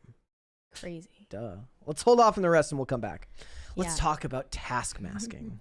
Gen Z employees are now being ordered back into the office after a long stint of work from home, and they are not happy about it. But the ones who aren't revenge quitting in retaliation are instead doing something in the office called task masking. And this goes beyond the age-old art of looking busy in the office when in reality you're just mucking about. I saw this. It goes further than that. Have you heard about the- Hold, please. Okay, Hello? continue. Sorry. It goes further than that because it's a response to being asked to work in person. Yeah, they're very upset about that. That's really what precipitated all of this, is that companies started demanding their workers show up at the office I wish we again. could have had Tim for this segment because he's on a one-man jihad against distance working. He does not believe in like remote work. Right. Every time that you say productivity isn't the same when people work from home, the people who work from home and are in the top like 0.1% of productivity and conscientiousness are going to say, how dare you imply that I'm not working from home? This is the way I get the most work done. Well, you're like the exception to the exception to the exception of the rule, and not the rule. And there's the way jobs are structured is that the CEO at the top can work from his cell phone because he's making deals and contracts and building personal relationships. But if your job involves Excel spreadsheets and sending inane emails and requires you to have oversight and management, then unfortunately that's going to require you to be in an office where a guy in suspenders is going to come up with his coffee cup and ask you, hardly working. Yeah, if you're the type of person that is conscientious enough to get more done when you're not supervised, you should probably own your own business. Like, you'd be better off starting your own thing rather than being an employee. But for the rest of society, the vast majority of people, that is not true. But yeah, this recruiter on TikTok explained the concept and why this is such a self-sabotage for Gen Z workers in the future of their careers. Yep. All right, here we go. I saw this post where someone was asking, can anyone who has... Yeah, I know. I saw this post where someone was asking, can anyone who... Is it not working? It's not working. Hold on. It's inside the article if you wanted to just play it from there. Let's go back. Hold on. It was in the top of this Yeah. one here. Yeah. Asking, Gen Z is doing it, and it's not a good look. Okay, first, before she goes on, like, I don't buy the... Like, Gen Z may have given it a name. Oh, yeah. But there are plenty of, like... I think a lot of this They stems... love naming things. I think a lot of this stems from... There's a certain level of hopelessness that's felt by both generations where, like, all this work doesn't matter because I'm never going to have the things I want in life anyways, so why try? Mm-hmm. And that's a very hard thing to combat right now. That's reflected in the comments for sure. Yeah. Let's get into it. All right, so apparently this workplace trend that's blowing up on TikTok, but it's quietly killing careers. It's called task masking. And it's the art of looking busy, like typing loudly, fake meetings. That would be me if I got like, if I went and got like a full, like instead of the regular keyboard, got the raised keyboard so that it was really loud every day when I was typing, or every day. Like, and I'm sitting across from you and like, damn, Britt's getting a lot of work done. Like, today. And then like somebody's walking by, it's like, okay, save file to folder. I will say, click. Even when I am actually working on something, I feel like I need to look more busy while I'm actually. It's because you're a decent multitasker. I can't multitask. When I'm working, that's all I can do because I can't multitask. It's walking around with the laptop looking like it's an accessory. And here's the thing, if you're doing this, you're not fooling your boss, you're only hurting your career. And I've been reading articles in the Post, Fortune, you name it. And basically what it's saying is that managers aren't blind. If you're task masking, you're signaling two things. Either you don't have enough meaningful work or you don't think what you do matters. And both of those, they're career killers. Wait, doesn't that actually imply that the boss gave them too much? Like, if the boss knows that you're task masking, shouldn't he have shorter deadlines and then give you more work? Yeah, so I don't think that she's This seems right like a that they're fail wise of to middle it. management, ladies and gentlemen. She is incorrect that they know. They don't know. So why is this happening? 3 words: return to office. Companies are forcing people back, but many of these employees, especially Gen Z, feel like their present doesn't equal productivity. And they're not wrong, but here's the flip side. 70% of people who fake productivity say it She's very Canadian if she says productivity. doesn't affect their workplace results, which means that companies are rewarding performative work instead of real contributions. And that's a leadership problem. So if you're guilty of task masking, listen up. You are not just wasting time, you are stalling your own career growth. And here's how to break the cycle. 1, stop mistaking desk time for results. Your career isn't built on hours logged. It's built on results, relationships, and reputation. This is the kind of stuff that I talk about on here all the time. This is going to fall on deaf ears, and we'll just stop her there. She's trying to give advice to a generation of workers who genuinely don't care about having illustrious careers or respect or recognition, or even look, if they got LinkedIn and they're worried about like that, I think that's a broader generalization, and she's giving this to the people that do care. I suppose like you can't say that the people none who of them care. The people who care are not guilty of this. Therefore, the people who are pretending to be busy aren't going to take her advice. But what I think what she would be hoping to fix here is like there's somebody who doesn't realize quite yet that you're sabotaging yourself by doing this, and it might be too late by the time you get there. Here were some of the comments. They were not kind. But one said, I have only ever seen task maskers get promoted. It fools every boss. Another one That said, depends on if the company's results based or not. Right, exactly. A Gen Zer said, we don't care about careers, we want freedom.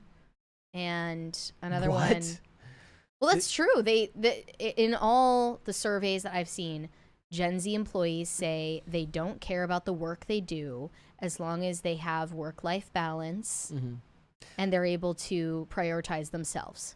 They don't care what they do or if they have meaning in their job. They don't look for meaning in their job. See, but then I see the other ones that are saying that Gen Z wants to work for companies that are doing good and want to relate to the company because they believe that it has a good cause or a good motive in its job, which is why they virtue signal so much at these companies now. Is that just crossed wires and one of them's wrong? I don't know. I feel like that is more so expressed in the preferential treatment they expect when they're at work. Meaning they expect the sensibilities of the older generations they work with to conform and be malleable to theirs, to the younger workers' sensibilities. Another comment said, people reporting this need a life. And I mean, this lady clearly like has a career about trying to inform, employees or workers. This was true. Boomers mastered task masking. They just didn't boast about it on social media. They were the smart ones. They didn't tell on themselves by creating a stupid nickname for everything that they were doing. They just pretended to be busy, and now they're resting on their laurels. Maybe what this really means is we're going to get some truly great piece of art similar to Office Space in the year 2025. Maybe it's time to make Office Space for the new generation. Didn't they say that they were going to, or am I so. I think I mistaken? saw that I think they are developing a reboot. Except for they wouldn't destroy a printer. I suppose they would destroy a. What would that even be? I don't even know. What would they destroy now? See, the thing is like printers haven't evolved. Like printers are as awful now as they were when Office Space came out. Even with Bluetooth, Even that's with even Bluetooth, worse. Never works. Literally worse. Like Olivia has 20. the only printer that I've ever seen work on a regular basis. Jared May said, Mary, honest question, is your hair length natural or extensions? Brett, were you or were you not task masking during the debate between Tim and Evita Alfonso Duffy about TikTok? Were you task masking last night? No, because I actually asked her a couple of questions. Or that wasn't last night. That was last week. Last week. That's not task masking. See, if I was task masking, I would have like no. In fact, I'm just not working. I think I was looking at my phone at some point. Maybe not at that time, but just no. not even pretending to be involved. I don't think I was task masking at that time. Now, however, I was task masking the time that Tim and Elijah Schaefer talked about Israel. Oh yeah. That was alto task masking. I was just sitting there pretending to care. We were literally just like looking at each other every once in a while, like, I don't care. What are we doing? Yeah. Well, like, can I go? Why are we here? Like, that would have been really funny to interject and be like, so can I go or what? Yeah, I'm a head out. I'm gonna see myself out. Thanks for having me. My hair is not extensions. It is hair that grew straight out of my skull. Now, another way that companies are trying to convince their workers not to revolt after working in person again is by offering them recharge days, as also they're offering stipends for your self-care fund. They're also even offering paid sabbaticals, wellness centers, like spas within the office. Look, guys, this is all real. You're not ever expected to actually use the recharge days. Let's be honest. It's in the corporate world. You can take the recharge days, but you are going to get side-eyed by your boss so hard if you do that. Let me look at some of these examples. They say Jackson Healthcare, Intuit, and Sheets, as well as many others, provide workers with wellness centers where they can exercise, receive nutrition advice, or talk through mental health struggles. Okay, here's my hope. Because I'm assuming that they mean Sheets corporate employees. But in my heart of hearts, what I want it to mean is for all the employees. Because there's some amazing employees at Sheets that I absolutely get a kick out of and really, really enjoy talking to whenever I go in there. And in my mind, I'm picturing a day where he's like, these guys are just getting the worst like customers. And he's like, you know what? I'm going to the sauna, and there's like a button in the back room. It's like a secret lair. Like a painting opens. Yeah. And then he gets like beamed down to a secret lair with a sauna and a whirlpool. You know, they really could just make up for it by giving the Sheets employees free milkshakes. Yeah. That's what they should have. And most of the time, let's say I can already predict what the Gen Z employees are going to say. How about more money? Right, exactly. We would rather have more money. But that's valid. I mean, they would be right to ask for that. Nonprofit healthcare provider Wellstar Health System has a range of benefits, giving its workers a breather, including 16 wellness rooms across their major locations, the spa-like spaces complete with massage chairs, calming music, healthy snacks. Does this come with a Friday pizza party? And it's successful. They say turnover for that company decreased by 10% when they implemented this. Companies So are paying workers a stipend to prioritize well-being. Here's the thing. You asked about the lady in the previous segment making the TikTok. Women like that are the ones who end up being the lion's share of the sources for the research that goes into stuff like this. Yeah. Her sharing this information is just how she monetizes what she's learned working in the industry. But those are the people that are helping these companies figure out how to trick you into staying without giving you a raise. So she also looks like the chick who fires you on a Zoom call. Oh yeah, absolutely. For sure. One luxury resort offers a 4-day work week when fully staffed. They say it prevents overstaffing during slower periods. And another company offers Flex Fridays where you can leave after 1 p.m. and get an early weekend. Then others opt for recharge days where company-wide breaks to provide a structured downtime. There's an annual Me Day at HP for the same reason. IHG provides 3 recharge days per year. Do you have to take it today? Sorry, but we've got reports due tomorrow. Yeah. Can you take it the day after? It just feels Sir, I'm having a manipulative. mental breakdown. Boss, I'm having a mental breakdown. I have to take it today. Yeah, that doesn't really work for us. One software provider provides a full week closure of the entire company in July every year. And one law firm goes a step further, and they allow employees with 10 years of service to have a paid sabbatical of 4 to 8 weeks, and then it repeats every 10 years after that to rejuvenate them. Oh. I don't know how I feel about it. If you've worked there for 10 years, Yeah, that's you how get- you earn it, Yeah. of course. So Gen Z's I off mean, limits. this was one of those things where my dad would, who never took any time off ever. You know, he was absolutely that guy where it's like, either take the days off, use them or lose them eventually. But he had all these days off saved up, and then he would use them every so often.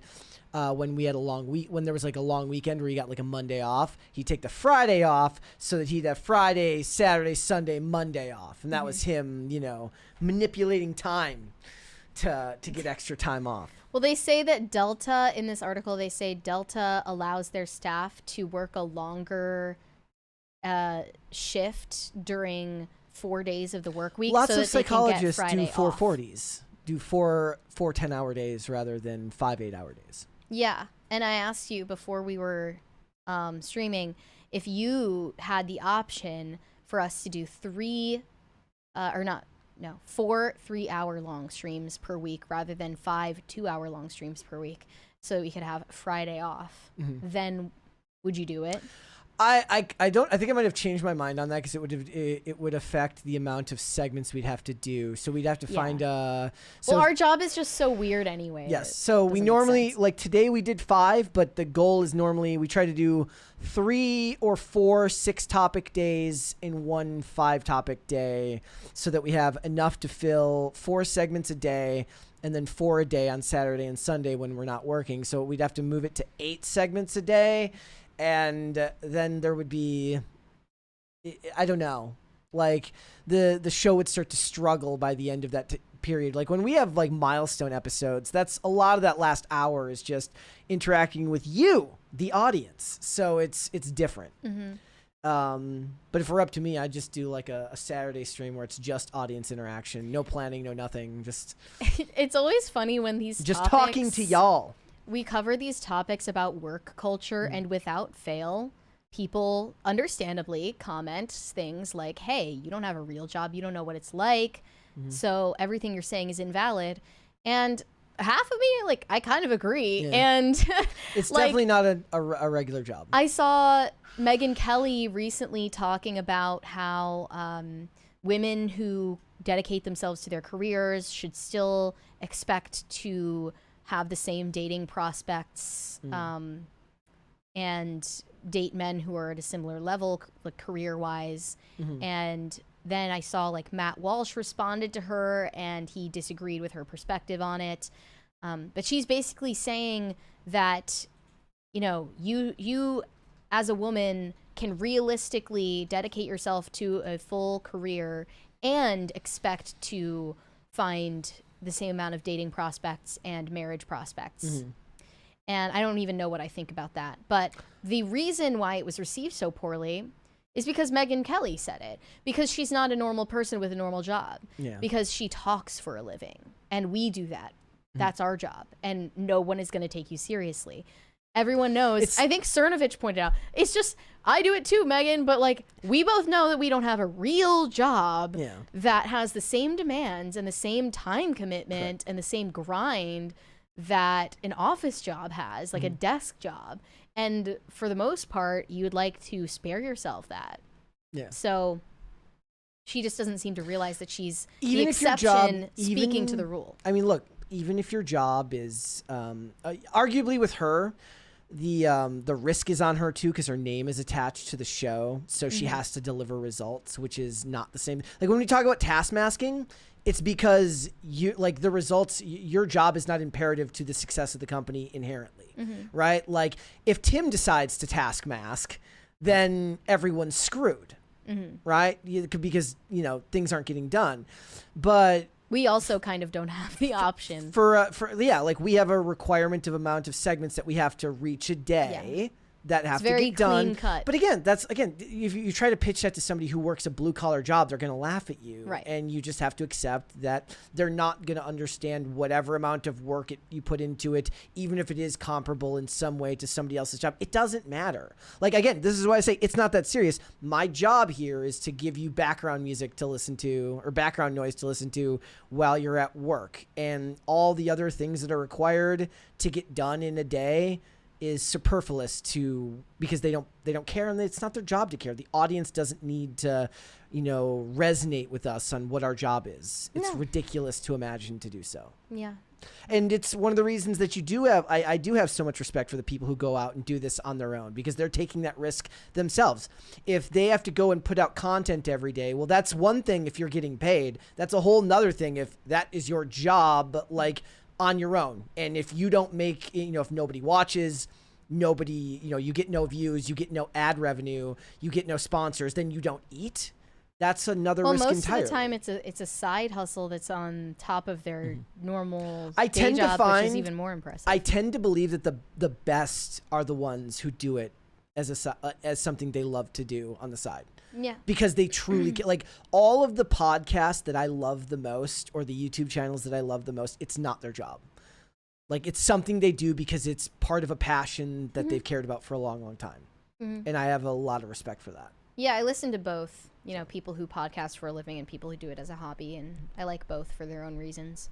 All right. Let's finish up these super chats. And guys, we're results based here, which is why we need to get to a second crisis party. Otherwise, how are we doing our job? Yeah, this is a team effort, guys. Deep South EDC said more like Confessions of a Shitty Podcast.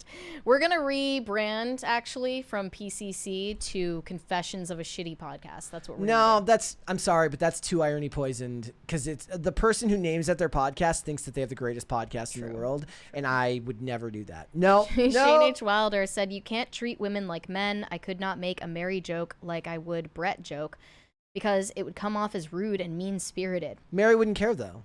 Mary's got thick skin. Yeah, but if we were, like, hanging out in person, it wouldn't really make sense to, like, treat me like one of the bros, Bro. Like I'm not. I don't like the whole, like, I'm going to treat you like a guy to neg you, but that's supposed to make you interested. It just doesn't make sense to me.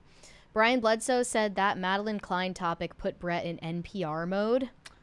Not like really. You were like, I think I'm not as animated today as I sometimes can be, and they pick up on that. Why? I have no idea. It's part of my job. I should be more animated. Get it? Because it's part of my job. I'm not doing my job properly. I feel like I'm kind of the same most of the time. Yeah. I mean, you have your tone is pretty much the same all the time. Shane H. Wilder said, thank you. I'm trying to get better. You can get Diablo sauce in bottles for $2 a bottle. You'll never be without this sweet, sweet nectar. I do buy the Chick-fil-A sauce from the store. When I found out the amount of calories that are in a Chick-fil-A sauce packet, just the tiny packet, I had a mental How many was it? breakdown. I had a little Mentee-B. I don't even remember because I blocked it out. I blocked it. It was traumatic to find out. Oof. I blocked it out. And I also got Chick-fil-A the other day for the first time in like maybe a year. What'd you get?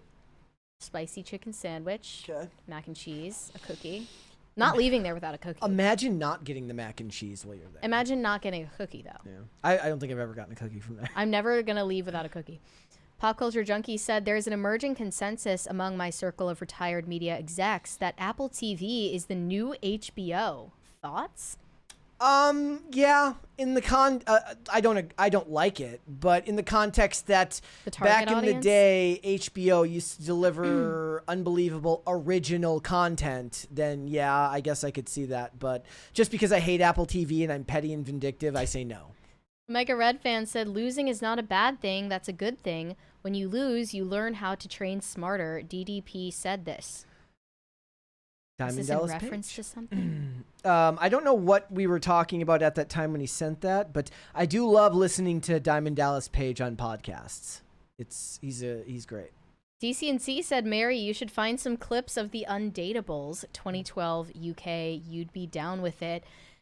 I'm way ahead of you. I already have. Have you? I've already watched the Undateables, and I love it. That is more pure cringe. Like, it's just purely for the cringe factor. There's not much that's in there. It's like salvageable, but yeah, really like that one too. I'm a connoisseur.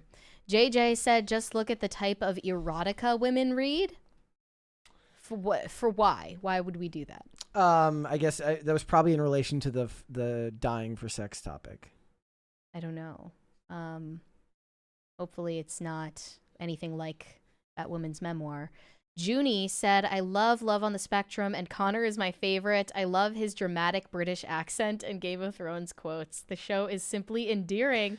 Yeah, a lot of them do have their own little individual dialect. See, like, just the fact that we got a super chat that was wholesome shows you the wholesome nature of the show. It's all rainbows and cupcakes here. Yeah. Whoever said that Pop Culture Crisis was depressing? Whoever said that. Not me. We start with dying for sex, and then we end it on a high note, you know? JJ said, the male character in women novels is always a dominant man in a position of power or a bad boy who influences the woman. Women romanticize domination. As this, again, I'm not sure what this is responding to. There's a crisis of strong, authoritative men in society today, and I imagine that it comes out in the writing that they can't even admit that they want it. Oh, yeah, that's when we talked about romance novels before on the show. That was kind of my theory. I'm kind of developing my own theory about why everybody is, like, of the many reasons that everybody's so unhappy these days. And I guess it only really relates to men. When I think about it now, the way that I'm thinking about this is that there's a crisis of confidence and a crisis of competence, which is like, if you don't know how to do the like certain basic tasks in life that you've never had to do, either because your parents didn't teach you or you never took the time to learn, the world is a lot scarier place. So if you drive around every day and you've never changed a tire on your car, if you own a home or rent an apartment and you've never, fixed drywall or snaked a drain and stuff like that, like without these like prerequisites that used to be there growing up of like all of the things that it takes just to live, like you can imagine why somebody who is good, like ever notice how the people who work blue collar jobs, your electricians, your plumbers, they don't always suffer from that same lack of confidence because they're trained in like the basics of human existence for men. And it's a lot hard, like it's like when people go in debates, and when you're not prepared for the debate, you start to get angry and you start to lash out. And a crisis of competence is like, if you don't have the skills that it takes to survive, and I'm not even talking about like going in the woods and like living off the land, but just the basic skills, whereas everything you do will require you to get the help of another person, it's going to show in your demeanor. And I feel like that's a real problem affecting men these days, like newer generations of men. Is it maybe because in order to be competitive in modern professional sphere, you have to have more like speculative skills? Yeah, it's not rather than something that's like just cut and dry. Like, Yeah. I know how to do this. Go and show me how to do this, and then you show them how to do that. It's also the reasons that women like find certain men attractive have changed that are more speculative as well. Like it feels like brute strength and like literally like survivorship bias isn't a thing anymore. See, no, I love the YouTube channels of the guys like my kid wanted like a treehouse, and he builds the kid like the most elaborate treehouse you've ever seen in your entire life for content, or takes the what were not Hot Wheels, what were the toy ones that the kids can drive in? You know what I'm talking about. I know what you mean. And then like he puts like a bigger engine in it and turns, you know what I mean? Like that's the type of stuff where that will always be attractive to women. Oh yeah. Those types of skills. For sure. So. Yeah. Shane H. Wilder said the sexual revolution / feminism started the yearning / chivalry death spiral, and the internet exacerbated it. Instead of modern day ballads, we get WAP. Again, I maintain that one of the reasons that Top Gun Maverick stuck in people's heads as much as it did is because there was a love ballad that ended the movie, and I don't remember the last time a movie did. Non-ironically, it Hold My Hand by Lady Gaga. Oh. And when was the last time? The last time I can remember a love ballad being in a movie? Deadpool 2, Celine Dion, irony poisoning. Oh, I didn't remember that detail. I must have tuned out by then. It was the intro, not the outro. Oh, okay. Yeah, it was. I don't remember the name of that song, but it was a Celine Dion song where he asked her to be on it. But the whole point of Deadpool is that it's ironic, even though it's technically not, because he does love Vanessa, and that's real. It's tinged with irony because the character is ironic. Right. Yeah. I keck, therefore I meme. Power Wheels, thank you. Power Wheels. I was too poor growing up. We didn't have power. I couldn't afford had a Power Barbie Wheels. Jeep one. Oh my gosh, of course you did. It's so me. So me. I keck, therefore I meme, love your username, said Connor began season 3 saying he wants to get laid. Wow, I really need to tune in. I don't know what's going on. He's in his villain era now. Did he? Yeah, he embraced the darkness. Yep. 16-bit mascot said, "Ahoy, Pop Crisis. Always enjoy the show. Cheers, guys." Thank you. That's us, Pop Crisis. We're getting close to a second crisis party. We're gonna make it. Come on, guys. Sorry, OJVN said task masking. Ha, it's called malicious compliance, but you do enough of the work to where you don't get trouble unless it's a safety or legal risk. Malicious compliance. So if you're asked to do something that you know ultimately isn't going to help the company, I mean, that's not your job. It's not your. If you're not the boss, it's not your job to decide what will or won't hurt the company. Yeah, I don't know. Shane H. Wilder said Brett was definitely task masking last night, liking my memes. I ate Hayden on that. I did like one of his memes while on the show. I spoke up a fair amount last night, so I would say that I was not task masking. I'd like to think that I can, like, unless they get on to one specific topic and then they hound on it for a period of time. But otherwise, I probably have more to say on IRL than I do on here sometimes. I'm fairly sure that's going to happen tonight. I am going to be on IRL tonight, by the way, guys. So if you weren't going to tune in and that convinced you, there you go. There you go. Rapscallion said, leave at 1 p.m. I leave at 2:30 p.m. every day. Give me more money. Anyway, here's my money. Thank you. Well, thanks. Shane H. Wilder said, I had a coworker take a me day every week for 2 months because of vibes. They also left 2 hours early every day. I'd end up directing their shows. I mean, that's annoying as hell. How'd they get away with this? This is crazy. Like, some people just push it to the limit, man. 200 Watt Studio said, Mary is glowing today. Well, I'm not pregnant, but thank you. If that's what you were implying. What quantifies as glowing? Maybe it's just the lighting in here. Is it glowing because I'm saying federal agent stuff? She sounds like she's getting close to finishing her investigation, and she can finally pick back up over at Quantico. Seth the Real Gamer said, hello, Mary. I made a YouTube channel. Is it called Seth the Real Gamer? Hello, Seth the Real Gamer.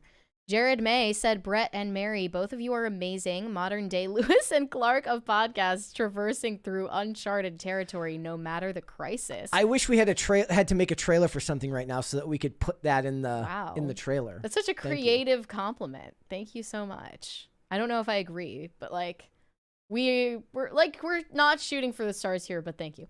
Jose Quintana said coffee brand Ghost Brew. Brett, have you seen Mobland? Long live PCC. I saw half of episode 1 of Mobland. There was a sex scene in like the first 5 minutes, and I was just like, eh. I hate when that happens. I love hearing Pierce Brosnan do what I believe is his actual accent in that show. I'm probably gonna watch whatever that new. I know that because it's Tom Hardy. Tom Hardy has a new Netflix movie coming out that I think I'm gonna watch instead. But again, I turn that episode on. It's like episode's 59 minutes, and I'm like, click. Yeah. No, thank you. Valuing You said for a crisis party and Brett, modern day employees would destroy some sort of a Zoom meeting. What do you mean? I don't know what that means either. I've never had to do Zoom meetings here. I've done very few. I've had to do like other... R.I.P. Skype, by the way. Yeah, it's gone now. I've done like it's still weird to me doing like podcast appearances on other channels when it's like StreamYard and it's not the same as in person. It's very different. I agree. Yeah. Wodenshot said, sorry for everything. Hope this helps. It does. What are you sorry for? Shane H. Wilder said, sorry, Mary, you get to hear Tim pontificate on his meeting with Benjamin Netanyahu tonight. LOL. Oh boy. Mary's gonna love it. I am in for quite a treat, aren't I? Oh, I see what he's saying. For a crisis party, modern day employees would destroy some sort of Zoom meeting instead of the printer from Office Space. Oh, so yeah, right. maybe you bring out a monitor and a computer. I guess what you do is you bring out a laptop with like a Zoom meeting open, and while everybody else is having the meeting, you're destroying the laptop while the meeting is going on. Right. There's some social commentary in there. I'm sure somebody could write that. Badump Bash said, shut up and take my money. Happily. Thank you. I guess we have to shut up now. I'm going to shut up. My lips are sealed.